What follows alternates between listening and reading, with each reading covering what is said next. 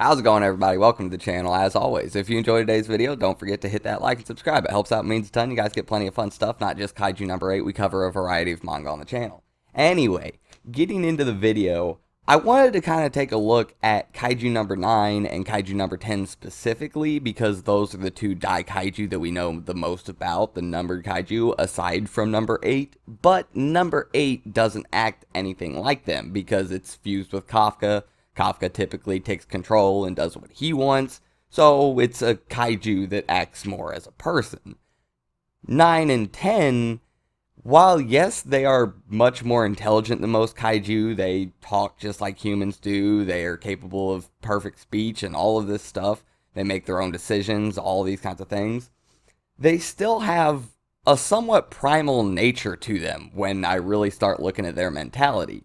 This is very easy to see with number 10. I mean, he's kind of just like the king of the jungle type. Like, that's basically his personality, is proving that he's the king of the jungle. He wants to stay on top, he likes to fight, and yeah, he's kind of like a rhino, not only in the fact that he has this really tough, gray, scaly hide, also he has the horn on his head, and the fact that, well, if you don't know, rhinos, well, anything can get it on sight with a rhino because they're legally blind, so they take everything as a threat. Well, basically legally blind.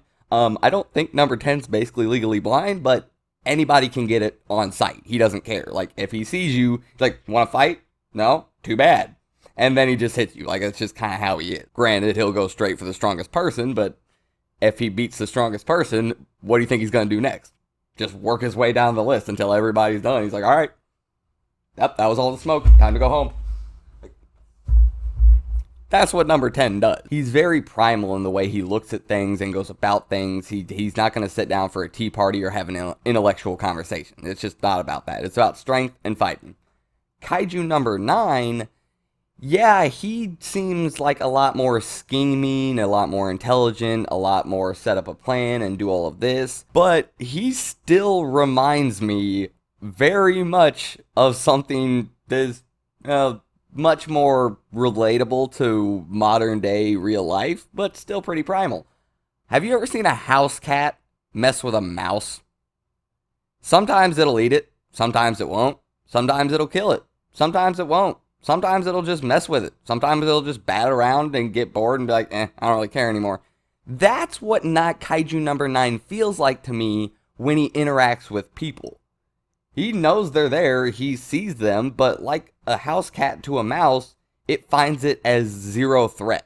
Now, granted, there have been plenty of times where the humans have proved, no, they can be somewhat of a threat, but until he's really pushed into a corner like he was against Kaiju number 8 previously, he doesn't really acknowledge anybody for having any kind of strength or anything. The most he's really ever done has been like, oh, that guy actually managed to dodge one of my bullets. That's pretty surprising. Oh, that guy actually managed to dodge one too. Wow. Huh. Neat. Like, that's what he does. When Reno and Furuhashi originally fought him, they managed to dodge a few bullets. He's like, oh, that was kind of impressive. Now we have Kiguru showing up, cutting him literally in half, and he's just like, what's your name again? I'm sorry. It's not clicking. I can't remember. Were you the second mouse? Or, no, you were the first one, right? I think I remember you now. I think. He doesn't, Kaiju number 9 doesn't pay anybody any mind. If he doesn't look at anything as a threat because he knows he's the alpha. That's just the type of mentality he seems to have. It's not that he's just lazy or dumb or any of these things. He just sees himself as too high on the pedestal for these things to even matter. Why should I react with my full capabilities and go all out and do all of this, physically strain myself, when I'm just a house cat batting around a little mouse? If I want to eat him, I can eat him. If I don't, I don't. If I want to walk away, I can walk away. I don't really care. That is the type of alpha mentality that Kaiju number 9 has, and I think that is leagues above where number 10 was.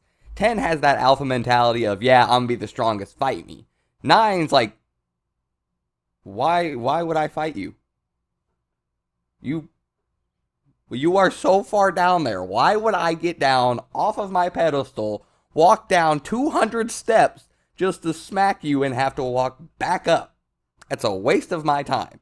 And that's kind of like the highest alpha mentality you can have, to where everything else, everybody else isn't even worth your time. That's kind of why I am starting to really, really like number 9. Not only does he have all these plans, and they typically come together decently well, especially this one. So far, whatever he's been planning to do, whatever, everything is a mess right now. So he planned something out, and it's working so far. But yeah, I really love his mentality of just not caring about people around him because they don't pose enough of a threat to him in his mind. I always find that just really impressive. I don't know, I like it. So let me know what you guys think about the mentality of a Daikaiju. What kind of interesting things you think about it, whether you enjoy what I talked about, the primal aspect here, or whether you enjoy number 9 over 10 for how smart he is and intellectual with the planning structures and all of this stuff and controlling other kaiju. I don't know. Let me know what you guys think about the Daikaiju, their mentality, maybe even just their powers, whatever you want. Go down there, let me know something. I hope you guys enjoyed the video, and I'll see you next time. I'm out.